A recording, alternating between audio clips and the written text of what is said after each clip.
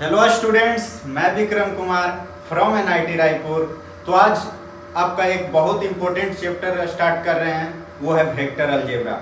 इस चैप्टर का इतना ज़्यादा वेटेज है कि कोई ऐसा ईयर नहीं होगा जब 2 से 3 क्वेश्चन इस चैप्टर का देखने के लिए नहीं मिलता है। तो वेक्टर अलजेब्रा में बहुत सारे स्टूडेंट को कन्फ्यूजन रहता है कि क्वेश्चन सोल्व नहीं होता है, कॉन्सेप्ट पूरा क्लियर है। वेक्टर आप फिजिक्स में भी पढ़ कर आते हैं 11th में, फिर भी आपको प्रॉब्लम होता है। तो आप बिल्कुल टेंशन मत लीजिए, अपना कॉपी और पेन निकाल कर बैठिए। एकदम बेसिक लेवल से लेकर आपको पूरा जीरो से लेकर हीरो लेवल तक यहाँ पे सिखाया जाएगा। अगर आपका फिजिक्स में भी वेक्टर्स बैकलॉग लगा हुआ है, वैसे रहना नहीं चाहिए, लेकिन अगर है तो बिल्कुल टेंशन मत लीजिए। पूरा जीरो से स्टार्ट होगा। वेक्टर क्या होता है, क्या रिप्रेजेंटेशन है, क्या नोटेशन है, क्या मैग्नीट्यूड होता है, टाइप ऑफ वेक्टर क्या है, डॉट प्रोडक्ट क्या है, क्रॉस प्रोडक्ट क्या है, प्रोजेक्शन क्या है, हर चीज डिस्कस करेंगे भाई। हर टॉपिक को डिस्कस करेंगे, एग्जाम्पल लेंगे, आपका पूरा concept, how to approach, how to think, सारा चीज डेवलप होगा। बस आप कॉपी और पेन निकाल कर बैठिए और वीडियो को पूरा लास्ट तक देखिए, ठीक है। तो हेडिंग यहाँ पे डालिए वेक्टर अलजेब्रा। देखिए प्लेन का डिस्कशन बाद में करेंगे, ये वाला पार्ट रहेगा सिर्फ वेक्टर अलजेब्रा का। वेक्टर अलजेब्रा, तो वेक्टर अलजेब्रा में सबसे पहले स्टार्ट करते हैं topic definition of vector. Definition of vector, definition में क्या क्या देखेंगे। डिफिनेशन ऑफ वेक्टर में इसके रिप्रेजेंटेशन के बारे में, हाउ टू रिप्रेजेंट, रिप्रेजेंटेशन क्या होता है। रिप्रेजेंटेशन से पहले देखेंगे कि नोटेशन क्या है, किस तरीके से इसको डिनोट करेंगे, किस तरीके से समझेंगे कि कोई चीज वेक्टर है। उसके बाद मैग्नीट्यूड, ये 3 टर्म पहले देखते हैं कि नोटेशन क्या है, रिप्रेजेंटेशन क्या है और मैग्नीट्यूड क्या होता है, ठीक है। तो आप सबने तीर देखे होंगे, अगर रामायण देखे होंगे तो इसमें तीर देखे होंगे कि किस तरीका तीर होता है, जिसको एरो बोलते हैं इंग्लिश में। तो इस तरीका का ये तीर आप देखे होंगे। तो इसमें क्या है कि एक पार्ट जो पीछे वाला पार्ट है ये टेल कहलाता है, और ये आगे वाला जो पार्ट होता है वो हेड कहलाता है। अब इसी को वेक्टर कहते हैं। This arrow is called vector. अब वेक्टर का जो नोटेशन होता है, सपोज यहाँ पे एक ए पॉइंट है टेल पे और यहाँ पे बी पॉइंट है, ठीक है। तो इस वेक्टर को कैसे लिखेंगे, इसको लिखेंगे B A vector, A B vector, इसको लिखेंगे ए बी वेक्टर। मतलब कि बी आपका हेड पे है और ए आपका टेल पे है। तो इस तरीका से नोटेशन इसका होता है वेक्टर का।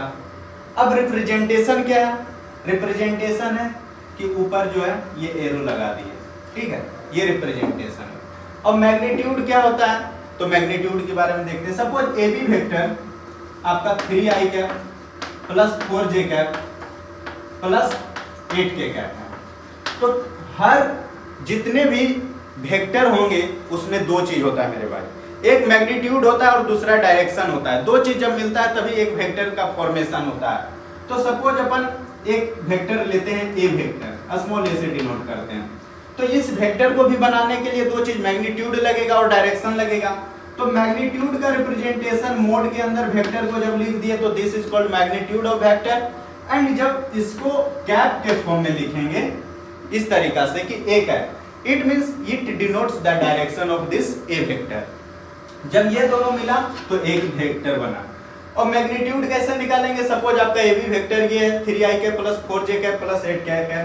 तो इसका जो मैग्नीट्यूड निकालते हैं इस तरीका से कि रूट अंडर जो भी i कैप के साथ कोफिशिएंट होगा उसका स्क्वायर कर दीजिएगा 3 स्क्वायर, j कैप के कोफिशिएंट का स्क्वायर कर दीजिएगा और k कैप के कोफिशिएंट का स्क्वायर कर दीजिएगा। अब इसका जो आंसर आएगा वो आपको मैग्नीट्यूड ऑफ द वेक्टर देगा। तो हो गया notation, representation and magnitude of the vector. इस तरीके से ये नोटेशन है, ए बी वेक्टर, रिप्रेजेंटेशन है और ये आपका मैग्नीट्यूड है। और ये बात अच्छे से नोट डाउन कीजिए, किसी भी वेक्टर के फॉर्मेशन के लिए मैग्नीट्यूड और डायरेक्शन दोनों का नीड होता है, ठीक है। अब नेक्स्ट टॉपिक पे पढ़ते हैं टाइप्स ऑफ वेक्टर पे। तो वेक्टर कितने टाइप का होता है।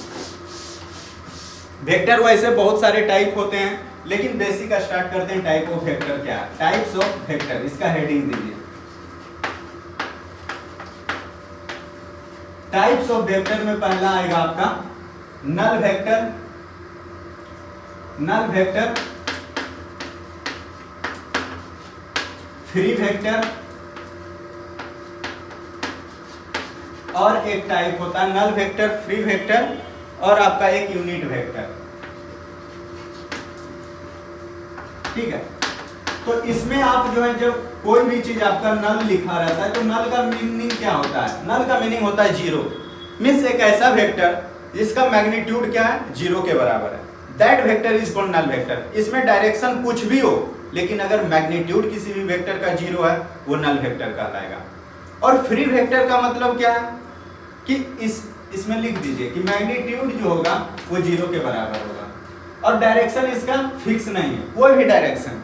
लेकिन फ्री वेक्टर क्या है कि इसमें मैग्नीट्यूड आपका कांस्टेंट रहेगा लेकिन डायरेक्शन चेंज होते रहेगा। कोई भी चीज आप फ्रीली अपने हैंड में ले लीजिए, सपोज आप कोई भी एक स्टिक ले लीजिए एक फिक्स्ड लेंथ का, और हवा चल रहा है और हवा की वजह से इसका डायरेक्शन लगातार चेंज कर रहा है, जैसे पेंडुलम है, दैट इज फ्री वेक्टर। उसका मैग्नीट्यूड कांस्टेंट है but its direction is continuously changing, so that vector is called free vector.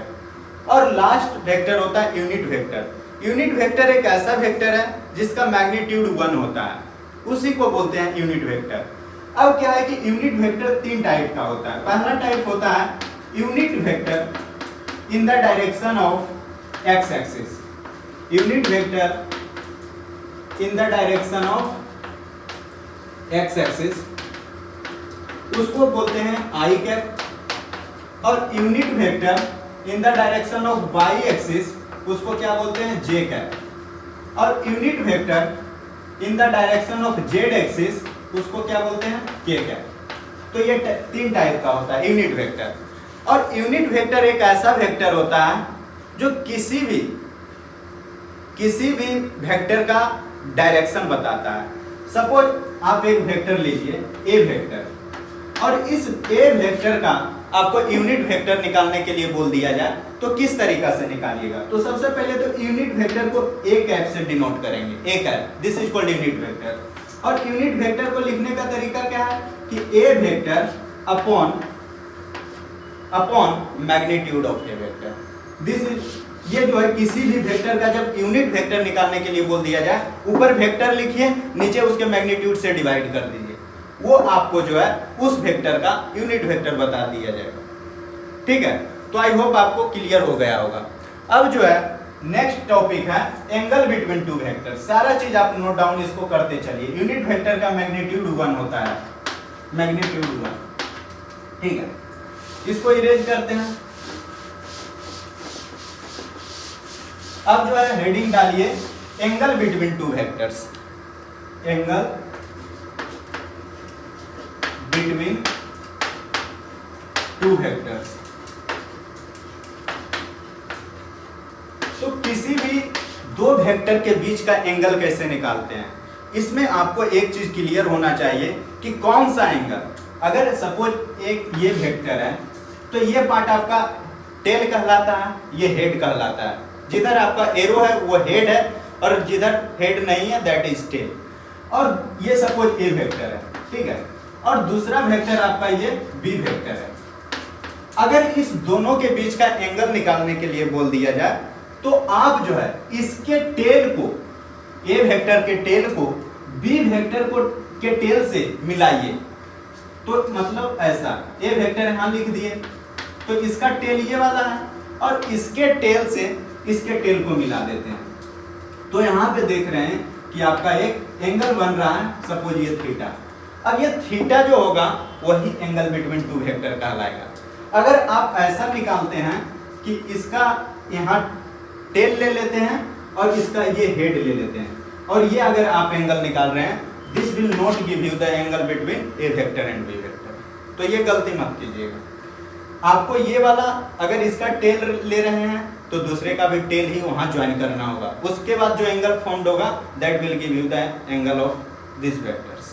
ठीक है, और एक चीज याद रखिए, किसी भी दो वेक्टर के बीच का जो एंगल होगा उसका रेंज क्या होता है, उसका रेंज हमेशा वो जो थीटा होगा वो हमेशा 0 से पाई के बीच में ही लाई करेगा। इसको नोट डाउन कर लीजिए, ठीक है, हमेशा 0 से पाई के बीच में लाई करेगा। अब जो है जितना भी वेक्टर होगा, कोई भी वेक्टर, दुनिया का दो वेक्टर अगर है ना, तो उसका एंगल हमेशा 0 और पाई के बीच, और 0 और पाई इंक्लूडेड है, ठीक है। आई होप आपको समझ आ गया होगा एंगल बिटवीन टू वेक्टर। ये भी बताएंगे अब कि किस तरीका से एंगल निकालना है, लेकिन आप थोड़ा सा पैसेंस रखिए, जब डॉट प्रोडक्ट स्टार्ट करेंगे तो बताएंगे कि अगर एंगल निकालना है तो कैसे निकालेंगे। अभी इतना समझ लीजिए कि एंगल हमेशा 0 से पाई के बीच होगा, और एंगल का डिफिनेशन क्या है कि दोनों का हेड और टेल, दोनों का टेल एक साथ ज्वाइन होना चाहिए, ठीक है। इसको इरेज करते हैं।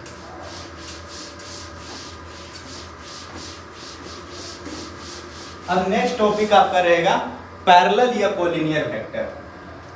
पैरेलल या फिर कोलिनियर वेक्टर किसको बोलते हैं सब। तो ये बताइए पैरेलल क्या होता है। पैरेलल लाइन आप पढ़े होंगे बचपन में। पैरेलल लाइन दो ऐसा लाइन होता है जो इनफाइनाइट तक जाने के बाद भी एक दूसरे को इंटरसेक्ट नहीं कर पाए। मींस दोनों का सेम डायरेक्शन होता है। अगर इस तरीका से जा रहा है, ये जा रहा है, तो ये नीचे वाला भी वही उसी तरीका से जाएगा, और ये जो परपेंडिकुलर डिस्टेंस होगा दोनों के बीच, ये कांस्टेंट रहेगा। इसी को पैरेलल लाइन बोलते हैं। तो दो वेक्टर के बीच का अगर रिलेशन इस तरीके से दिया जाए कि दो वेक्टर पैरेलल हैं, तो अपने को क्या समझना है कि उसका डायरेक्शन सेम होगा, और मैग्नीट्यूड सेम नहीं होगा, बट डायरेक्शन उसका सेम होगा, ठीक है। तो अगर बोल दिया जाए कि A vector is parallel to B vector, तो आपको यहां से क्या क्या कंक्लूजन निकालना है। सबसे पहले पैरेलल वेक्टर का डिफिनेशन याद कीजिए कि दो वेक्टर तभी पैरेलल होगा जब उसके बीच का angle, if angle between two vectors is 0 degree और 180 डिग्री। अगर किसी भी दो वेक्टर के बीच का एंगल 0 डिग्री है या फिर 180 डिग्री है, वो पैरेलल वेक्टर कहलाएगा। सपोज ये एक वेक्टर है और ये एक वेक्टर है, ये दोनों का एरो सेम साइड रहेगा, तो ये 0 डिग्री इसके बीच का एंगल है, ये दोनों पैरेलल। अगर इसका एरो इस तरफ है और दूसरे का एरो अपोजिट डायरेक्शन में है, तो इसके बीच का एंगल 180 डिग्री, बट दोनों पैरेलल वेक्टर होगा, ठीक है। ये चीज आपको समझ आ गया होगा कि एंगल के टर्म में पैरेलल वेक्टर किसको बोलते हैं। लेकिन क्वेश्चन तो आपको कुछ और पूछेगा कि A vector parallel B vector है, तो यहां से आपको लिखना है कि ए वेक्टर जो होगा वो lambda times of B vector होगा।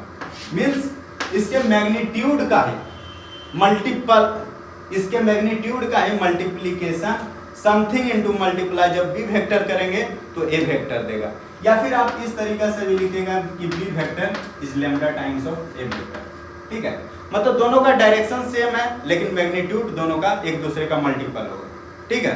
तो आई होप आपको समझ आ गया होगा। जब भी क्वेश्चन में ऐसा दिखे कि A vector parallel B vector है, तो वहां से कंक्लूजन निकालिएगा अपने क्वेश्चन में कि A vector equal to lambda times of B vector, ठीक है। आई होप आपको समझ आ गया होगा। कोलिनियर का भी मतलब यही है और पैरेलल का भी मतलब यही है, ठीक है। अब इसको इरेज करते हैं और नेक्स्ट टॉपिक स्टार्ट करते हैं, that is dot product. Dot product या फिर उसी को बोलते हैं scalar product. Very important topic है, क्वेश्चन 2025 में भी इसका फिक्स है, आएगा। डॉट प्रोडक्ट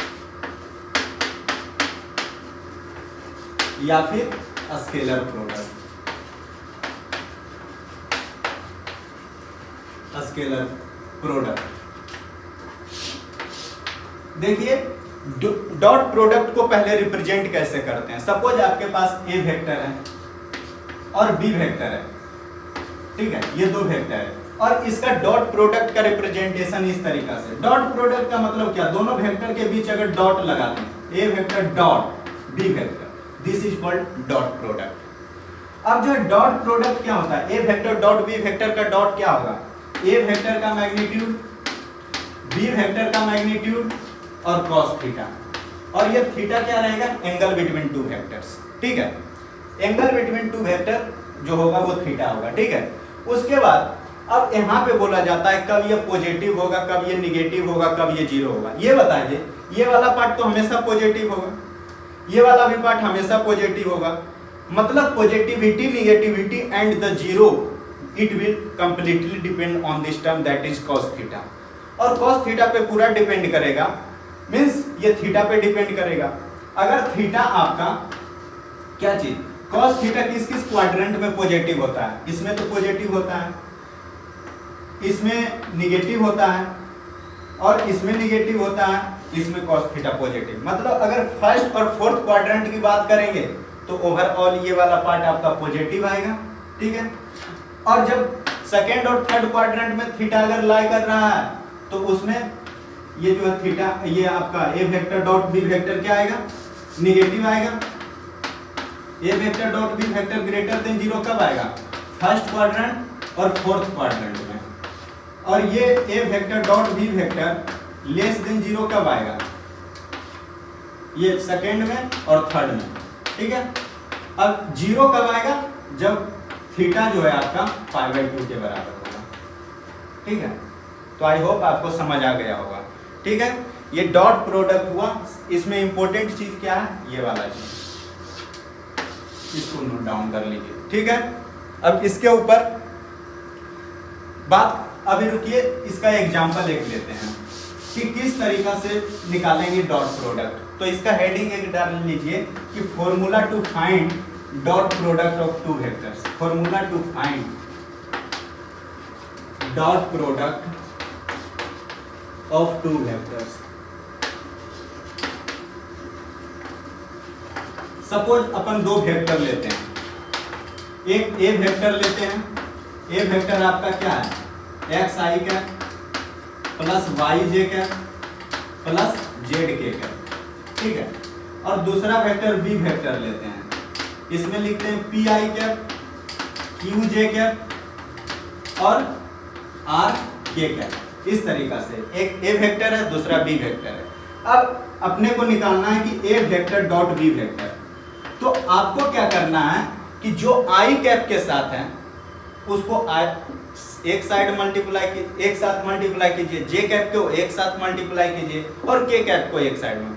आई कैप ऊपर क्या है, इसके साथ x है और नीचे वाले आई कैप के साथ p है, तो यहाँ पर px कर दीजिए। जे कैप के साथ ऊपर क्या है, y है, y, नीचे वाले जे कैप के साथ q है, तो y इंटू q। ऊपर वाले के कैप के साथ क्या है, z है, नीचे वाले के कैप के साथ क्या है, r है। तो इसका डॉट प्रोडक्ट क्या होगा, A vector dot B vector px plus Y Q plus Z. मतलब सेम, अगर आई कैप के साथ जो कोफिशिएंट हो उसको एक साथ मल्टीप्लाई कीजिए, जे कैप के साथ जो है उसको एक साथ मल्टीप्लाई कीजिए, के कैप के साथ जो है उसको एक साथ मल्टीप्लाई कीजिए, और इस तरीके से आपको A vector dot B vector मिल जाएगा, ठीक है। तो अपन इसके ऊपर अब क्वेश्चन करते हैं। तो ये देखिए आपके लिए एक क्वेश्चन है, जेईई मेन का PYQ है।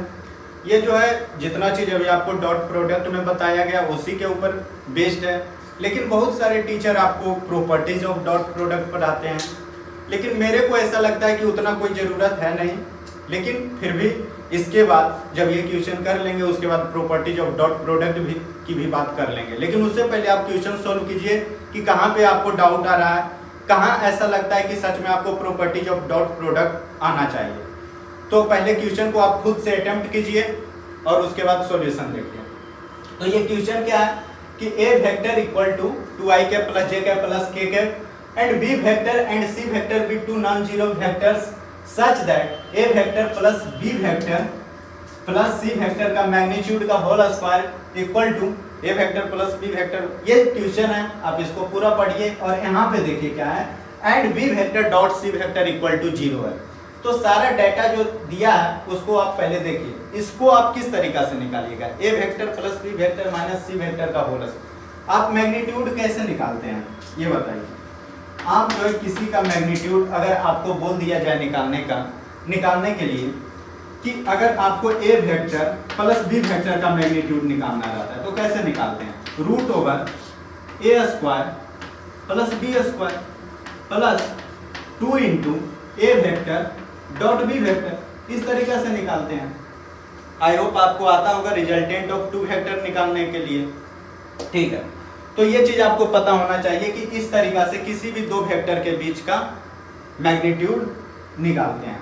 तो अब देखिए बट यहाँ पे 3 वेक्टर है, तो यहाँ पे क्या करेंगे, A vector plus B vector plus C vector का मैग्नीट्यूड निकालने के लिए रूट ओवर ए स्क्वायर, मतलब इसका स्क्वायर, मैग्नीट्यूड ऑफ ए का square plus B square plus C square plus 2 A vector dot B vector plus 2 B vector dot C vector plus 2 C vector dot A vector. इस तरीके से निकालेंगे और इस पे क्या है, स्क्वायर, ठीक है, इक्वल टू इसका भी मैग्नीट्यूड निकालिए, तो रूट ओवर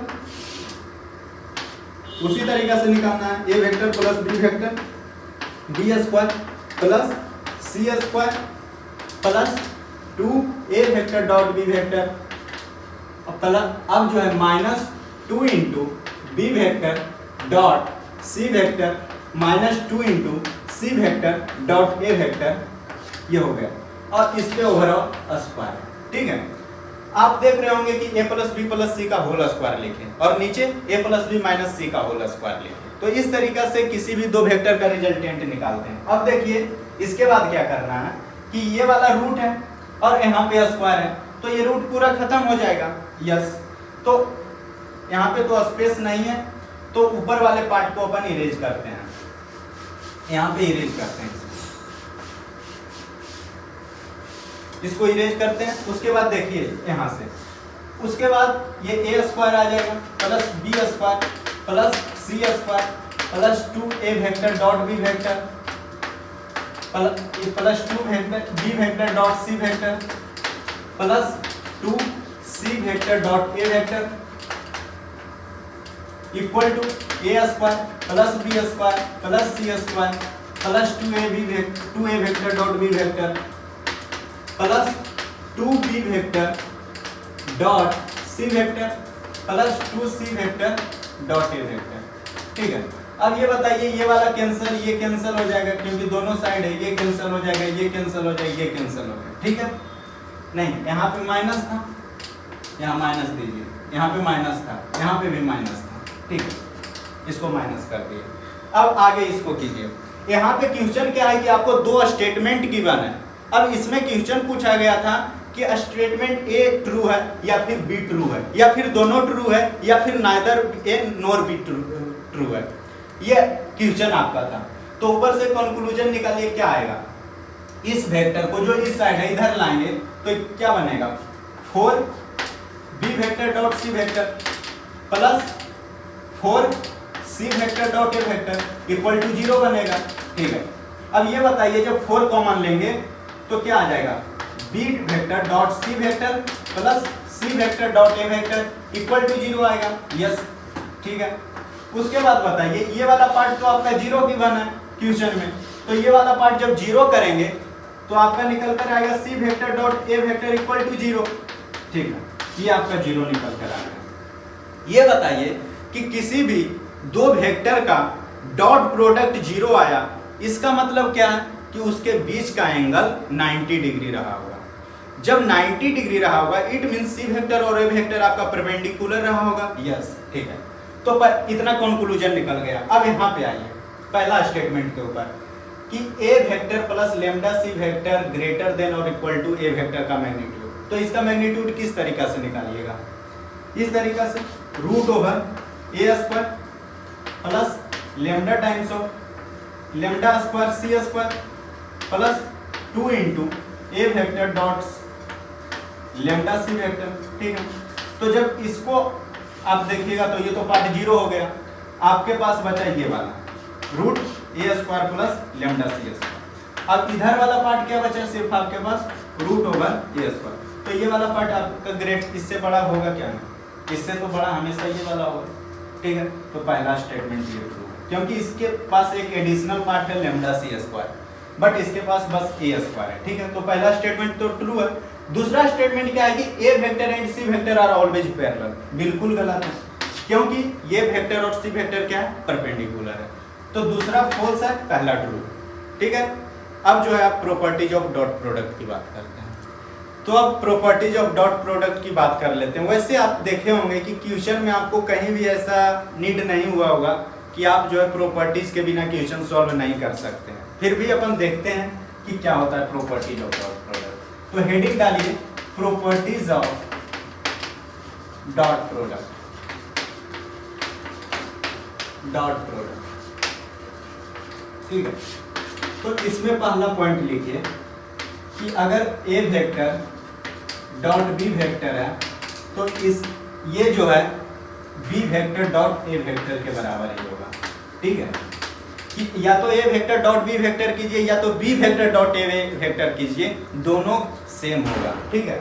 अब दूसरा पॉइंट लिखिए कि A vector dot A vector जो होगा वो ए वेक्टर के मैग्नीट्यूड का स्क्वायर होगा। बहुत इंपॉर्टेंट प्रॉपर्टी, स्टार मार्क कर लीजिए, इसका यूज होता है कि अगर दो सेम वेक्टर आपको गिवन है, जैसे अभी मैंने बोला था कि जब formula to find dot product की बात किए थे, जब बोले थे कि आई कैप के कोफिशिएंट को उसी के साथ मल्टीप्लाई कीजिए, मतलब जब दोनों सेम वेक्टर था आई कैप उसका स्क्वायर कर दीजिए, ठीक है। और तीसरा पॉइंट होगा कि अगर दो वेक्टर है A vector dot B vector, तो इसका रेंज कहां से कहां तक होगा? इसका जो रेंज होगा वो cos थीटा पे डिपेंड करेगा। cos थीटा का रेंज क्या होता है? -1 से 1।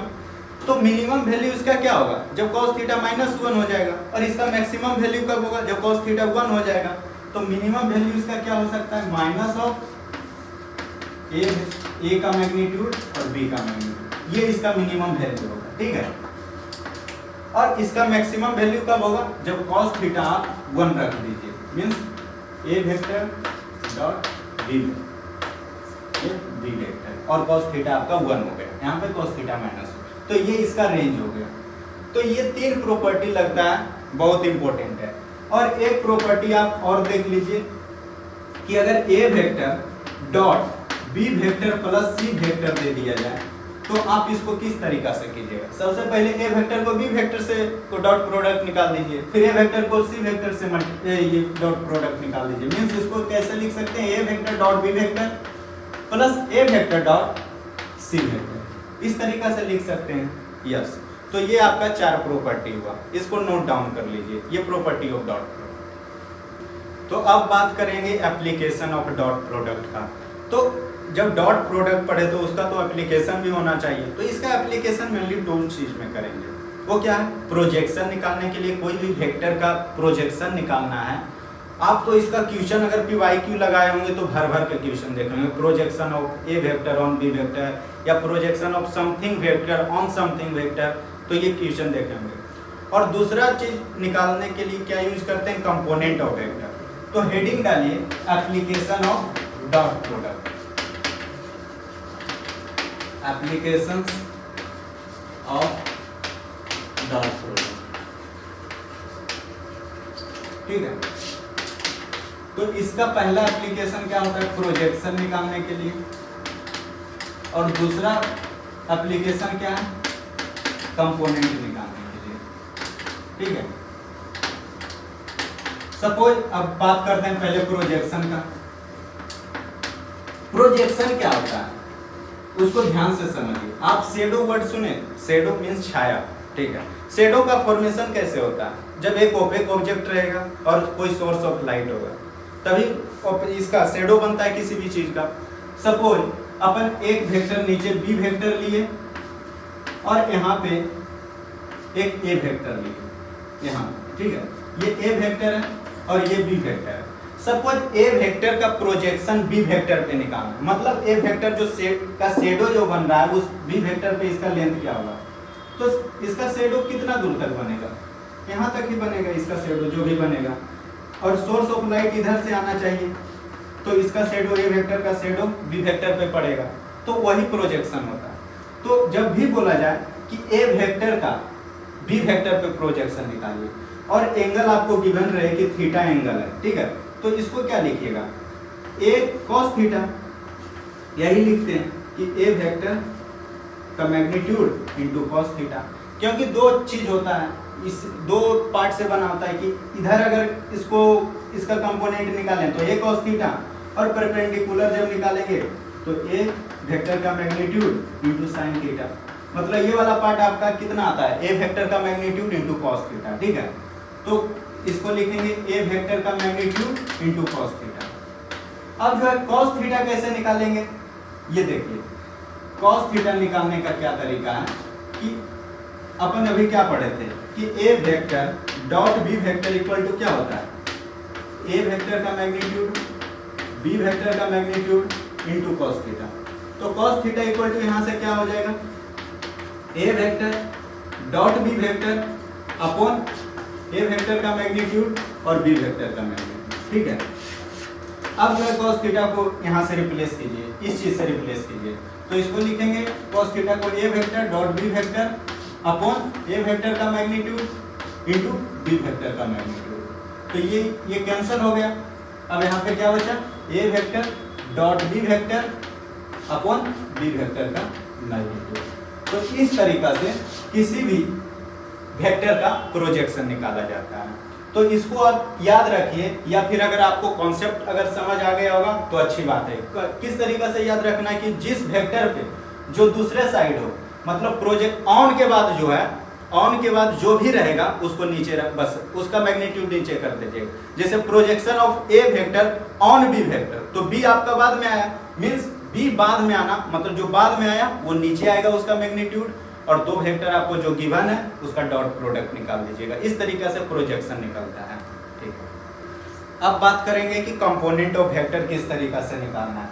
तो सपोज आपको एक वेक्टर गिवन है, ये बी वेक्टर, इसका दो पार्ट आप कर दीजिए, इधर कर दीजिए, इधर देखिए दूसरा पार्ट डिस्कस करें। ये b1 वेक्टर इधर आपको ले लेना है, ये आपका ए वेक्टर है, सपोज अभी ए वेक्टर है। ठीक है, ये जो बी वेक्टर है इसको आप जो है दो पार्ट में तोड़ दीजिए।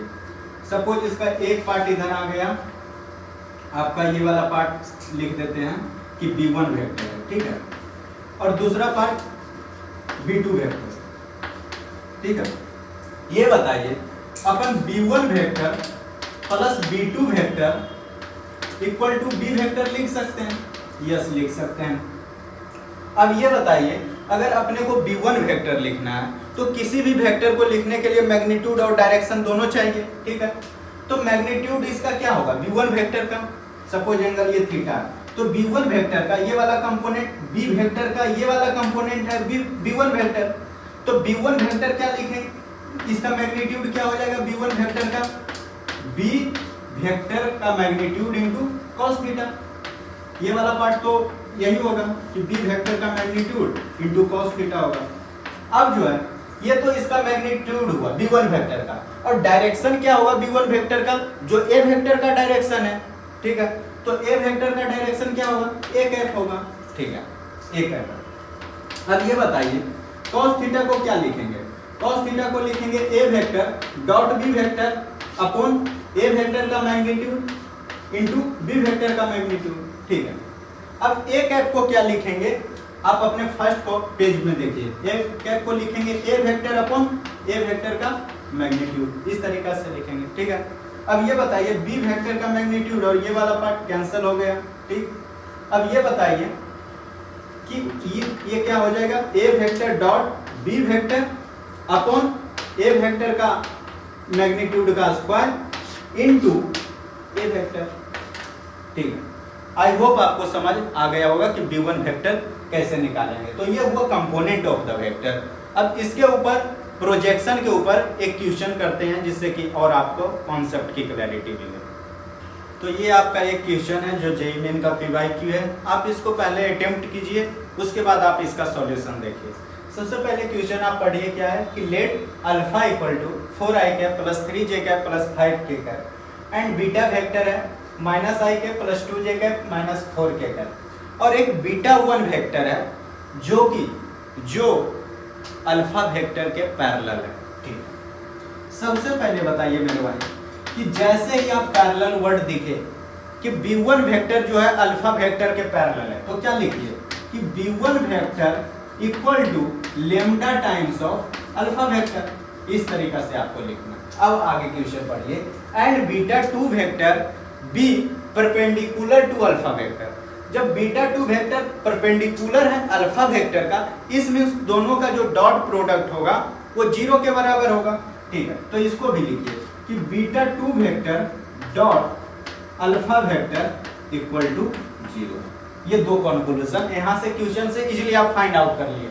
अब क्वेश्चन में आगे बढ़िए, if beta vector equal to beta 1 vector plus beta 2 vector, मतलब beta 1 vector and beta 2 vector are the components of the beta vector. Yes. अब आगे बढ़िए, then the value of 5 beta 2 vector into I cap plus J cap plus K cap. तो challenge क्या है, beta 2 vector निकालना। अगर जिसने beta 2 vector निकाल लिया वो आंसर निकाल लेगा। तो ठीक है, अपन स्टार्ट करते हैं यहाँ से। तो ये बताइए कि बीटा 1 वेक्टर को आप पहले लिखिए यहाँ से। तो बीटा 1 वेक्टर क्या लिखेंगे, lambda times of alpha vector. Alpha vector आपको गिवन है तो अल्फा वेक्टर लिखिए 4i cap plus 3j cap plus 5k cap. ठीक है, आप लिख दीजिए। आपका निकल कर आ गया बीटा 1 वेक्टर क्या आ गया, 4 lambda I cap plus 3 lambda J cap plus 5 lambda K cap. ठीक है, ये आपका निकल कर आ गया। अब आप मेरे को बताइए कि बीटा 2 वेक्टर क्या होगा। जब beta vector equal to beta 1 vector plus beta 2 vector है तो अपन बीटा 2 वेक्टर को क्या लिख सकते हैं, beta vector minus b1 vector लिख सकते हैं। यस, इसको लिख सकते हैं। तो बीटा 2 वेक्टर को आप लिखिए क्या, बीटा 2 वेक्टर लिखते हैं beta vector minus beta 1। Beta vector क्या, minus I cap plus 2j cap minus 4k cap और minus beta 1 vector. Beta 1 vector आपका क्या है, 4 lambda I cap plus 3 lambda J cap plus 5 lambda K cap. इस तरीके से। ठीक है, अब जो है सब्ट्रैक्शन कैसे करेंगे, आई कैप को आई कैप के साथ, जे कैप के साथ और के कैप को के कैप के साथ। तो minus into minus 1 minus 4 lambda I cap.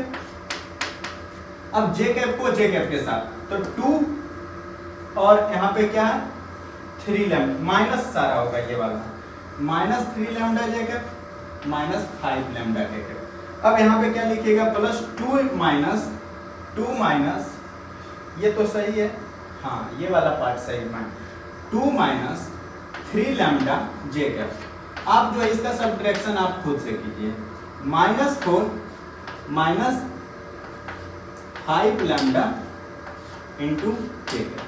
ठीक है, आप जो है इसको इस तरीका से लिख लीजिए। आपका बीटा 2 वेक्टर निकल कर चला आया, लेकिन अभी आपको क्या चैलेंज है, लैम्डा निकालना। तो लैम्डा आप निकालिए। तो लैम्डा कैसे निकालिएगा, आप बीटा 2 को इसमें पुट कीजिए और आपको अल्फा भी पता है तो ऊपर इरेज करते हैं। आप जो है अल्फा वेक्टर आपको, ये बीटा 2 वेक्टर क्या आ गया, -1 माइनस 4 लैम्डा इंटू आई कैप और ये क्या आ गया, plus 2 minus 3 lambda J cap और माइनस ऑफ ये क्या आ जाएगा 4 प्लस 5 लैम्डा के कैप। ये आ गया। इसके साथ डॉट प्रोडक्ट किसका करना है, अल्फा वेक्टर का। तो अल्फा वेक्टर तो आपका इरेज कर दिए। वैसे अल्फा वेक्टर आपका क्या था, 4i cap plus 3j cap plus 5k cap equal to ये वाला पार्ट आपका 0 था, 0 कर दीजिए। अब जो है इसका डॉट प्रोडक्ट कीजिए। डॉट प्रोडक्ट कैसे कीजिएगा, आई कैप को आई कैप के साथ, मीन्स इसका आई कैप के साथ 4 है और इसके आई कैप का कोफिशिएंट ये वाला है, तो इस दोनों को मल्टीप्लाई कीजिए। तो ये क्या हो जाएगा, -4 माइनस 16 लैम्डा और ये आपका क्या हो जाएगा, प्लस 3 2 जा 6 माइनस 9 लैम्डा। मतलब जे कैप को जे कैप के साथ मल्टीप्लाई कीजिए, के कैप को के कैप के साथ, तो माइनस फिर 20 आ जाएगा, फिर माइनस 25 लैम्डा इक्वल टू 0 आ गया। ठीक है, यहाँ से आप लैम्डा का वैल्यू निकाल लीजिए। लैम्डा का वैल्यू जब निकाल लीजिएगा उसके बाद बीटा 2 वेक्टर आपको पता चल जाएगा। तो ये 16 9 25 25 50 तो माइनस 50 लैम्डा और ये वाला पार्ट क्या हो जाएगा 6 और ये क्या हो गया 24 और 24 में से 6 रहता है 18 माइनस 18 इक्वल टू 0। आप जो है लैम्डा यहाँ से फाइंड आउट कर लीजिए, -18/50 आया। फिर आप लैम्डा का यूज करके आप बीटा 2 वेक्टर आपको पता चल जाता। अब बीटा 2 वेक्टर जब पता चल गया तो उसको आप जो दोनों मल्टीप्लाई वो डॉट प्रोडक्ट निकाल दीजिएगा और 5 से मल्टीप्लाई कर। आई होप आपको समझ आ गया होगा। अब नेक्स्ट टॉपिक स्टार्ट करते हैं, दैट इज क्रॉस प्रोडक्ट या फिर इसको वेक्टर प्रोडक्ट भी बोलते हैं। तो आप इसका हेडिंग डालिए, बहुत ही इंपॉर्टेंट टॉपिक है, इसमें आपका क्वेश्चन फिक्स आएगा। और इसमें क्या है, एक part geometrical representation, geometrical interpretation, तो वो भी अपन डिस्कस करेंगे। तो पहले आप हेडिंग डालिए वेक्टर प्रोडक्ट या फिर क्रॉस प्रोडक्ट या फिर वेक्टर प्रोडक्ट। तो सबसे पहले अपन बात करेंगे कि किस तरीका से इसको रिप्रेजेंट करते हैं। जैसे अपन वेक्टर डॉट प्रोडक्ट में देखे थे ए वेक्टर डॉट बी वेक्टर, उसी तरीका से इसमें लिखेंगे। अगर ए वेक्टर कोई है और दूसरा बी वेक्टर है तो इसका दोनों का क्रॉस निकालने के लिए बोल दिया जाए तो इसको इस तरीका से लिखते हैं A vector cross B vector. और A vector cross B vector क्या होता है, ए वेक्टर का magnitude B vector into B vector का मैग्नीट्यूड इंटू यहाँ पे साइन थीटा का आएगा। यस, यहाँ पे क्या आएगा, साइन थीटा आएगा। ठीक है, ये थीटा आपका एंगल बिटवीन टू वेक्टर होगा। सपोज और क्या इसमें याद रखना है कि दो वेक्टर का क्रॉस प्रोडक्ट, एक वेक्टर जो आएगा वो वेक्टर ही आएगा। सपोज आप ए वेक्टर जब क्रॉस बी वेक्टर कीजिएगा तो यहाँ जो है तीसरा वेक्टर आपका सी वेक्टर आएगा। तो यहाँ भी अपन मान लेते हैं कि ये जो है आपका एक नया वेक्टर आ गया n का। ठीक है, मतलब दो वेक्टर का क्रॉस प्रोडक्ट करने पर एक नया वेक्टर आपको मिलेगा। और ये जो सी वेक्टर आपका निकल कर आया वो ए वेक्टर के भी परपेंडिकुलर होगा और बी वेक्टर का भी परपेंडिकुलर होगा। ठीक है, तो ये बहुत बड़ी बात है, इसको आप ध्यान रखिए, लिख देते हैं यहाँ पे कि सी वेक्टर जो होगा वो परपेंडिकुलर टू ए वेक्टर भी होगा और सी वेक्टर जो है आपका परपेंडिकुलर टू बी वेक्टर भी होगा। ठीक है, तो आई होप आपको इतना समझ आ गया होगा। अब इस प्रॉपर्टीज ऑफ क्रॉस प्रोडक्ट की बात करते हैं। अब बात करते हैं प्रॉपर्टीज ऑफ क्रॉस प्रोडक्ट का। तो देखिए मेरे पीछे अब पूरा प्रॉपर्टीज पहले मैं लिख दिया हूँ, अब इसको line by line point by point इसको मैं समझाता हूँ कि आप जो है पहला प्रॉपर्टी है कि अगर A vector cross B vector है और B vector cross A vector है तो सबसे पहले तो दोनों चीज अलग होगा, क्योंकि दो वेक्टर के क्रॉस करने पर एक वेक्टर मिलता है और आप पहले अगर ए क्रॉस बी किए तो उसमें एक अलग वेक्टर मिलेगा और B vector cross A vector कीजिएगा उसमें एक अलग वेक्टर, लेकिन दोनों में रिलेशन क्या होगा कि दोनों का डायरेक्शन अपोजिट होगा बट सेम नहीं होगा। ठीक है, बट लेकिन डॉट प्रोडक्ट में ये दोनों चीज सेम होता था, लेकिन क्रॉस प्रोडक्ट में ऐसा नहीं होता है कि A vector cross B vector not equal to B vector cross A vector just because of direction. Magnitude तो सेम होगा बट डायरेक्शन दोनों का अलग होगा। दूसरा पॉइंट है कि B vector cross A vector को आप जो है minus of A vector cross B vector लिख सकते हैं। मींस अगर A vector cross B vector के डायरेक्शन को आप अपोजिट कर दीजिए तो आप B vector cross A vector का डायरेक्शन आपको मिल जाएगा। ठीक है, अब तीसरे पॉइंट के ऊपर बढ़ते हैं जिसको कम्यूटेटिव प्रॉपर्टी आप बोल सकते हैं कि अगर A vector cross B vector plus C vector है तो आप जो है पहले ए वेक्टर का क्रॉस बी वेक्टर से कीजिए, उसके बाद प्लस माइनस बी वेक्टर का क्रॉस सी वेक्टर के साथ कर दीजिए, ए वेक्टर का क्रॉस सी वेक्टर के साथ कर दीजिए। ठीक है, चौथा पॉइंट है कि अगर कोई एक ऐसा वेक्टर आपको फाइंड करना है vector perpendicular to A vector cross and B vector, एक ऐसा वेक्टर आप फाइंड आउट कीजिए जो कि ए वेक्टर के भी परपेंडिकुलर हो बी वेक्टर के भी परपेंडिकुलर हो, वो वेक्टर क्या होगा, A vector cross B vector. Plus minus जो भी आपको लगाना है वो लगा दीजिए, लेकिन ये जो आपको वेक्टर यहाँ से मिलेगा वो ए वेक्टर के भी परपेंडिकुलर होगा और बी वेक्टर के भी परपेंडिकुलर होगा। अब क्या है पांचवा पॉइंट कि unit vector perpendicular to A vector and B vector, कि एक ऐसा यूनिट वेक्टर निकालिए जो ए वेक्टर के भी परपेंडिकुलर हो और बी वेक्टर का परपेंडिकुलर हो। तो यूनिट वेक्टर निकालने का क्या तरीका है कि ऊपर आप वेक्टर दे दीजिए और नीचे आप मैग्नीट्यूड दे दीजिए। और यूनिट वेक्टर का क्या मतलब है, डायरेक्शन। तो इसमें क्या है कि plus minus of A vector cross B vector कर दीजिए और नीचे में आप A vector cross B vector का मैग्नीट्यूड निकाल दीजिए, वो आपका unit vector perpendicular to A vector and B vector हो जाएगा। उसके बाद लास्ट पॉइंट है आपका कि अगर A vector cross B vector का स्क्वायर कीजिए, उसके रिजल्टेंट का स्क्वायर कीजिए और A vector dot B vector के रिजल्टेंट का स्क्वायर कीजिए, वो आपको मिलेगा ए स्क्वायर इंटू बी स्क्वायर। अब इसको देखिए प्रूफ कैसे करेंगे।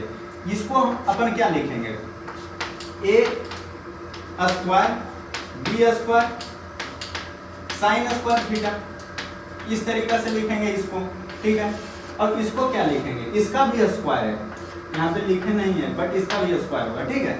अब इसको क्या लिखेंगे कि A square plus A square into B square into cos square theta. अब दोनों में कॉमन चीज क्या है, ये वाला पार्ट कॉमन है, ये वाला पार्ट कॉमन है, तो इसको कॉमन ले लीजिए। ए स्क्वायर ए वेक्टर का स्क्वायर इंटू बी वेक्टर का स्क्वायर, और इसमें क्या बचेगा sine square theta plus cos square theta, और sine square theta plus cos square theta आपका क्या हो जाएगा, 1 हो जाएगा। तो ये आपका क्या निकल कर आ गया, ए का स्क्वायर और बी का स्क्वायर, जो कि यहाँ पे लिखा हुआ है। आई होप आपको ये पॉइंट समझ आ गया होगा, ठीक है। अब इसके ऊपर क्वेश्चन करते हैं। तो अब देखिए इसके ऊपर एक क्वेश्चन है कि ए वेक्टर आपको I cap plus 4j cap plus 2 cap है, और बी वेक्टर आपको इस तरीका से गिवन है, सी वेक्टर आपको ये गिवन है। अब बोला जा रहा है कि find D vector. D vector एक नया वेक्टर है जो कि ए वेक्टर और बी वेक्टर के परपेंडिकुलर है। ये जो डी वेक्टर है वो ए वेक्टर और बी वेक्टर के परपेंडिकुलर है। और दूसरा चीज डी के बारे में दिया गया कि ये सी वेक्टर के साथ जब इसका डॉट करते हैं वो 15 के बराबर आता है। तो आपको क्वेश्चन बोला गया कि डी वेक्टर फाइंड आउट करके बताइए। तो सबसे पहले आप मेरे को बताइए कि जब ये देखें कि एक ऐसा वेक्टर निकालना है जो कि ए वेक्टर के भी परपेंडिकुलर हो, बी वेक्टर के भी परपेंडिकुलर हो, तो क्या लिखेंगे कि डी वेक्टर इक्वल टू क्या लिखेंगे, lambda times of A cross vector, A vector cross B vector, क्योंकि यहां से एक ऐसा वेक्टर मिलेगा जो कि ए के भी परपेंडिकुलर होगा, बी के भी परपेंडिकुलर होगा, लेकिन ये पता नहीं है कि इसका मैग्नीट्यूड बराबर होगा, ये इसलिए मान लेते हैं कि लेमडा टाइम्स होगा, ठीक है। तो यहाँ से डी वेक्टर आपका निकल कर आ जाएगा। लेकिन यहाँ से ए वेक्टर क्रॉस बी वेक्टर निकालना आपको चैलेंज है। इस फॉर्म में आपको ए वेक्टर बी वेक्टर दिया है, तो जब आपको तो वो ए बी साइन थीटा बताए थे कि सिंपल निकालने का, लेकिन डिटर्मिनेंट फॉर्म में किस तरीका से वेक्टर बी वेक्टर निकालेंगे। तो इसका क्या होता है कि पहले आप आई कैप लिख दीजिए, जे कैप लिख दीजिए, के कैप लिख दीजिए। ए क्रॉस बी निकालने का तरीका बता रहे हैं, ठीक है। अब जो है आई कैप के सामने क्या है, इसके कोफिशिएंट ए वेक्टर में 1 है, और इसका क्या 4 है, और इसका 2 है, और यहाँ पे क्या 3 है, -2 है और 7 है। आप जो है डिटर्मिनेंट पढ़े होंगे तो आप इसको निकाल लीजिएगा इस तरीका से, आई कैप इंटू 28 प्लस 32 और माइनस जे कैप इंटू 7 माइनस 6, ये 1 हो जाएगा, प्लस के कैप -2 माइनस 12, इस तरीका से ये आ गया 32 आई कैप जे कैप माइनस 14 के कैप। ये आपका A vector cross B vector आ गया।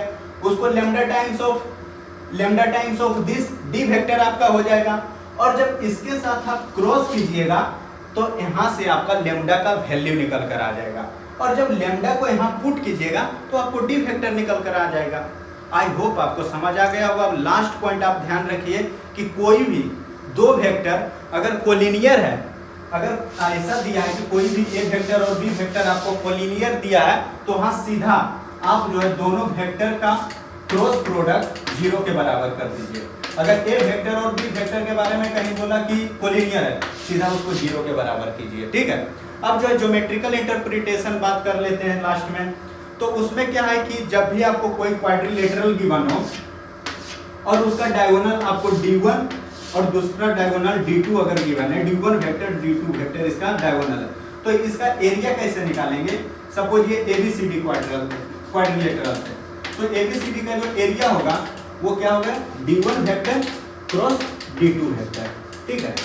तो ये आपको ध्यान रखना है। लास्ट में बता देते हैं कि पैरेललोग्राम अगर गिवन है, अगर उसका एक एडजेसेंट साइड ए वेक्टर है और ये बी वेक्टर है, तो इसका एरिया निकालने का है कि आप अगर एरिया ऑफ पैरेललोग्राम निकाल रहे हैं तो दोनों एडजेसेंट साइड के वेक्टर को वेक्टर फॉर्म में क्या कीजिए, क्रॉस प्रोडक्ट कर दीजिए, तो ये आपका एरिया दे देगा, ठीक है। आई होप आपको सारा पॉइंट वेक्टर अलजेब्रा में क्लियर हो गया होगा। Thank you, bye bye.